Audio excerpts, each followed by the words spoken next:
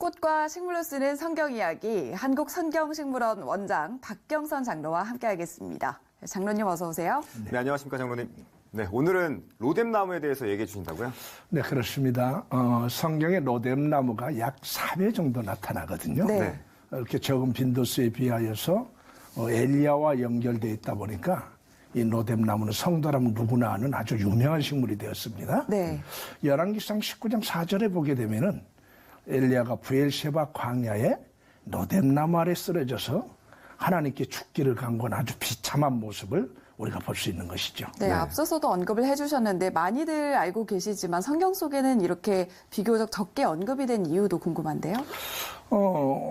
로뎀나무가 성경하고 연결되는 사건은 별로 이렇게 나타나지는 않기 때문에 저렇게 네. 언급될 수밖에 없고. 네. 그런데 이제 그 욥기서에 보게 되면은 데사리 나무라고 나와 있는 것이 로뎀나무고. 네.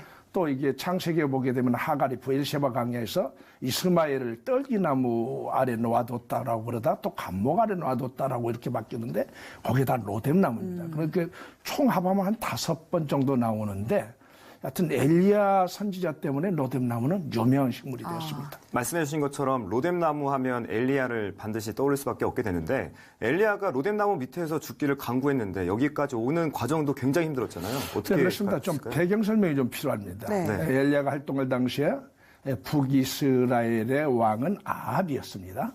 아합은 시돈 사람 엣발이라고 하는 사람의 딸인 이세벨과 혼인을 해요. 네. 그래서 왕으로 맞이합니다. 그런데 그 이세벨은 아합을 부추겨서 북이스라엘의 수도인 사마리아에 바알 산당을 짓게 하고 네. 북이스라엘 곳곳에 아세라 목상을 세워서 우상을 퍼뜨립니다. 네. 그래서 이 엣발이라는 사람은 네. 원래가 그 바알 제사장이었어요. 그런데 이제 쿠데타를 일으켜서 정권을 찬탈한 자였습니다. 네. 그러니까 이런 그 엣발의 딸인 이세벨을 왕으로 맞이한 그 바알은 그 이세벨의 치마폭에 쌓여가지고 이세벨이 시키는 일은 뭐든지 다 합니다. 그러니까 급기야는 하나님의 종교를 바알 종교로 바꿔버려요. 그래가지고 북이스라엘의 국교로 도입을 합니다. 네. 그래가지고 북이스라엘의 곳곳에 바알을 섬기도록 이렇게 조장을 하면서 아합은 하나님보다 이제 극기야는 바알을 더 섬기는 철저한 우상 숭배자가 되어가는 것이죠. 네. 그래서 이렇게 우상 숭배자가 되어갈 뿐만 아니라 이세벨인 또 그 바알을 반대하는 하나님의 선지자들을 또 죽이려는데 혈안이 되어 있었어요. 이때 엘리야가 그 바알을 섬기는 아방을 비롯한 북이스라엘의 백성들을 향해서 거짓된 바알 신앙을 버리고 하나님께 돌아오라라고 이렇게 촉구하죠. 네. 그런데 오히려 그 이스라엘, 그 북이스라엘의 백성들은 이 극단적인 어떤 양극단적인 신앙 싸움에서 네. 오히려 하나님과 바알 사이에 양다리를 걸치고 혼합주의 신앙으로 그들의 편리만을 추구하고 있었을 때입니다. 네. 그래서 엘리야는 도저히 이대로 둬서는 안 되겠다는 생각을 해서 예. 엘리야의 하나님을 향한 그 열심과 특심으로 엘리야는 아합왕에게 대결을 제안을 하죠. 네. 바알 선지자들 전부 다 갈멜산에 모아서 네. 바알이 하나님인가 여호와가 하나님인가를 판가름하자라는 그 대결을 제안하게 됩니다. 네, 방금 또 갈멜산에 대해서 언급하셨는데 또 갈멜산에서 전투가 이루어졌잖아요. 그것도 한번 설명해 주시죠. 그래서 이제 그 바알 선지자 450명을 원래 처음에는 이제 아세라 선지자까지 해가지고 한 850명을 이렇게 네. 모으는 걸로 우리는 그렇게 알고 있었는데 나중에 보게 되면은 바알 선지자들만 거기에 참여했어요. 네. 뭐 이유는 잘 알 수 없습니다만은 바알 선지자 450명이 모여서 엘리야와 450대 1의 대결을 벌이는 것이죠. 네. 거기서 하나님의 역사하심으로 엘리야가 바알 선지자들을 이기게 되는 것이죠. 그래서 이제 백성들과 함께 바알 선지자 450명을 붙잡아서 기손 시내가로 데려가서 바알 선지자 450명 모두를 다 죽여버립니다. 네. 이게 그러면은 이제 북이스라엘의 바알 선지자가 죽었으니까 이제는 바알이 퍼지지 않을 줄로 이제 알고 있었던 것이죠. 예. 그런데 여전히 그 상황이 끝났다라고 생각했는데 아방이 오히려 이세벨을 부추깁니다, 이번에는. 예. 그래서 엘리야까지 죽이려 하는 것이죠. 그래서 이세벨이 이제 엘리야에게 사람을 보내는 것이죠. 네. 그래서 내일 이맘때 내가 섬기던 그 바알 선지자의 한 사람같이, 네가 죽였던 45명 중에 한 사람같이 내가 내일 이맘때 너를 죽일 것이라고 예. 얘기하죠.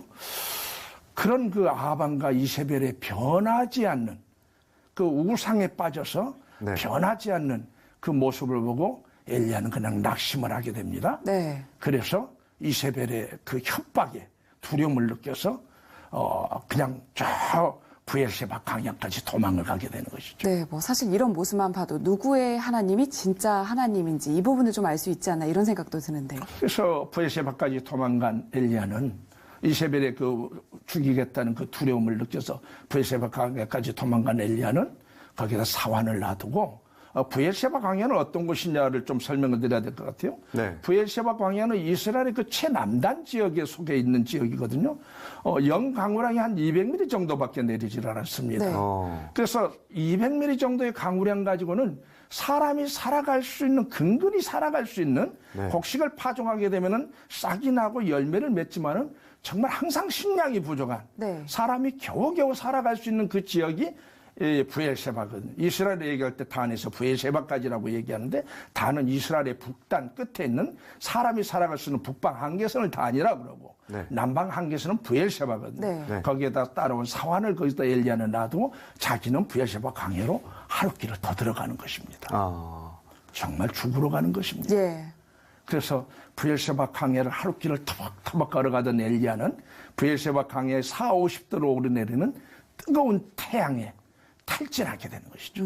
더 이상 걸어갈 수가 없게 된 엘리야는 어느 한 나무에 쓰러지는데 바로 그게 노뎀나무입니다.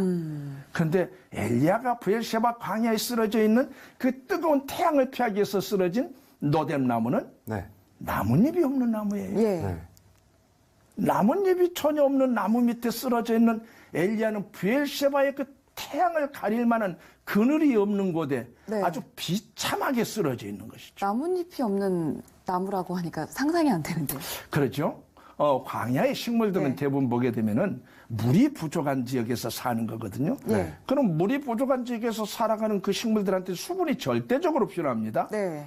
그런데 잎이 넓은 나무들은 수분을 많이 필요하잖아요. 네. 그러다 보니까 광야의 식물들은 특히 보게 되면은 그 시딘 나무라든지 우리가 잘 알고 있는 그다음에 에셀 나무라든지 이런 나무들은 아주 잎을 잘게 나눕니다. 네. 안 그러면 로덴나무처럼 아예 잎을 만들지를 안 해버려요. 왜? 네. 수분을 뺏기지 않아야 자기가 줄기가 살아남거든요. 몸통이 죽어버리게 되면 아무 필요가 없잖아요. 그러니까 물을 최대한 아끼기 위해서, 수분을 아끼기 위해서 나뭇잎을 만들지 않습니다. 네. 그러니까 나뭇잎이 만들어지지 않는 노뎀나무 아래서 40~50도 오르내리는 태양을 한번 쬐보십시오. 예. 그 노뎀나무는 그 광야의 부엘세바 광야에 햇빛을 가려줄 수가 없는 나무예요. 네. 그건 아주 비참한 상태입니다. 그러니까 누가 유대인의 문화에서 그런 게 있어요. 누가 광야에 있는 노뎀나무 아래에 있단다. 네. 이 소리를 듣게 되면은 그 사람은 저주받은 인생이라는 유대인의 문화는 그렇게 생각을 예. 하고 있습니다. 그러니까 누가 그때 당시에 엘리야가 노뎀나무 아래 쓰러져 있다라는 소식을 들은 유대인이라면은 네. 혀를 끌끌 차면서 엘리야는 이제 끝났구나. 어쩌다가 그 대선지자 엘리야가 그 부엘세바 광야의 노뎀나무 아래 쓰러져서 이제 죽어가고 있을까? 그러면서 탄식을 했을 것입니다. 그러면 로뎀나무는 좀 크기가 작은 나무라고 생각하면 될까요? 노뎀나무는 사람이 씌어갈 만한 그 큰 나무가 아니에요. 그럼 어느 정도? 노뎀나무는 이제 관목에 속해요. 관목이라는 것은 나무 줄기와 또 새로 나온 그 순들이 네. 어떤 것이 원줄기고 어떤 것이 나무 줄기인지 구별이 잘 안 갈 정도로 노뎀나무는 관목에 속합니다. 그래서 노뎀나무는 그늘, 특히 아까 말씀드렸듯이 나뭇잎이 없어서 그늘이 생기지 않고 네. 노뎀나무 아래는 쉬어가는 곳이 아니에요. 네. 아마 노뎀나무 아래에 누가 있다라면 벌떡 일어나서 네. 나무 그늘이 있는 다른 나무를 찾아가야지 거기에서 쉬어갈 만한 그늘이 없기 때문에 네. 노뎀나무는 그래서 유대인의 문화에서 이제 비천을 이제 상징하고 저주를 상징하는 나무가 됐던 것이죠. 네. 노뎀나무가 살아가는 그 부엘세바 광야의 그 주변을 한번 이렇게 보게 되면은 노뎀나무가 실제적으로 이제 어디서 살아가냐 그러게 되면은 그 광야의 와디 나알이라고 하는 간헐천에서 살아가거든요. 네. 그러니까 와디 나알은 우기철에 비가 잠깐 와요. 네. 그래도 나무가 한 그루도 없는 그 광야의 그 토사가 막 밀려 내려갑니다. 예. 그래도 거기서 넓고 이제 좀 깊게 펴서 그 물살이 지나가는 물길을 가지고 와디 날이라고 하는 것이죠. 그 와디 날을 유대인의 문화에서는 시궁창이라고 그래요. 예. 예, 그 유대인의 문학적 수사로 네. 시궁창이라고도 합니다. 그 로뎀나무는 바로 그 시궁창 주변에서 살아가요. 로뎀나무의 그 노템이라는 이름의 뜻이 네. 무엇인지 아십니까? 어떤 그 노템이라는 뜻이 시궁창이라는 뜻이에요. 네. 아, 그러니까 광야의 와디 나알 시궁창이라고 하는 그 주변에서 서식하는 로뎀나무는 시궁창의 나무인 것이죠. 예. 거기에 시궁창에 서식하는 시궁창의 나무 아래 쓰러져있는 엘리야의 모습을 한번 생각해 보십시오. 예. 어떤 생각이 들어갑니까? 비참하지 않습니까? 예. 정말로 저주받은 인생 아니에요? 아니 대선지자 엘리야가 한때는 이스라엘에 비가 내리지 않기를 기도하니까 3년 동안 비가 내리지 않고 그 다음에 또 비가 내리지 않는 땅에 비를 내리기를 기도하니까 또 비가 내렸고 갈멜산에서 450대 1로 바알 선지자들을 이겨서 정말 장쾌하게 승리한 이스라엘의 영웅, 하나님의 특별한 은혜를 입은 이스라엘의 영웅이었거든요. 네. 그 영웅이 부엘세바 광야 로뎀나무 아래 시궁창이라고 하는 그 나할 근처에서 자라는 시궁창의 나무 아래 예. 시궁창의 인생처럼 쓰러져 있는 네, 것이죠. 참 스스로 자신의 모습을 보면서 어떤 점을 느꼈을지 궁금해지는데 다시 한번 정리하는 차원에서 이 로뎀나무를 통해서 우리가 좀 얻을 수 있는 교훈은 어떤 게 있는지도 좀 정리를 해주시죠. 방금 말씀드렸듯이 이스라엘의 그 북이스라엘의 대선지자 엘리야 아닙니까? 네. 그 엘리야가 지금 부엘세바 강야에 뜨거운 태양을 가려주지 못하는 나뭇잎이 하나도 없는 노뎀나무 아래 비참하게 쓰러져 있는 네. 것이죠. 엘리야는 정말로 하나님을 향한 열심이 특심이었는데 그렇게 바알 신앙을 버리고 하나님께 돌아오기를 촉구했지만은 아합과 이세벨과 북이스라엘의 백성들은 여전히 바알을 섬기는 이 모습을 보면서 순간 낙심을 하게 된 것이죠. 낙심은 하나님의 은혜에서 떨어진 마음을 낙심이라고 하거든요. 예. 하나님을 믿는 그 믿음의 자리에서 떨어지는 그 마음을 낙심이라고 하거든요. 낙심이 돌아오게 되면은 두려움이 생기게 됩니다. 네. 낙심이 찾아오니까 450대 바알 선지자들과 겨룰 때도 두렵지 않았던 엘리야가 그 한 여인 이세벨이 갑자기 두려워져 버린 거예요. 네. 네. 그래서 그 이세벨이 죽이겠다는 그 협박에 두려움을 느껴서 사람이 살 수 없는 그 부엘세바 광야까지 들어가서 사람이 그 부엘세바 광야의 뜨거운 태양을 피할 수 없는 나뭇잎도 없는 시궁창 주변에 달하는 거기에 쓰러져 있는 것이죠. 네. 얼마나 비참한 상황입니까? 네. 그러나 하나님께서는 그 비참한 상황 가운데 삶을 포기한 엘리야를 버려두시지 않으시고 네. 그 부엘세바 강야 로뎀나무 아래 천사를 보내십니다. 예. 그래서 물과 떡을 줘서 힘을 얻게 하시고 그 시궁창의 나무 아래 쓰러져 있는 시궁창 같은 인생인 엘리야를 일으켜서 다시 하나님의 음성이 들리는 호렙산까지 가게 하시는 것이죠. 네. 그것이 은혜입니다. 바로 그 하나님이 오늘 우리의 하나님이신 것입니다. 네, 성경 속 식물 오늘은 로뎀나무에 대해서 좀 알아봤습니다. 한국성경식물원 원장 박경성 장로와 얘기 나눠봤습니다. 원장님 고맙습니다. 말씀 잘 들었습니다. 감사합니다.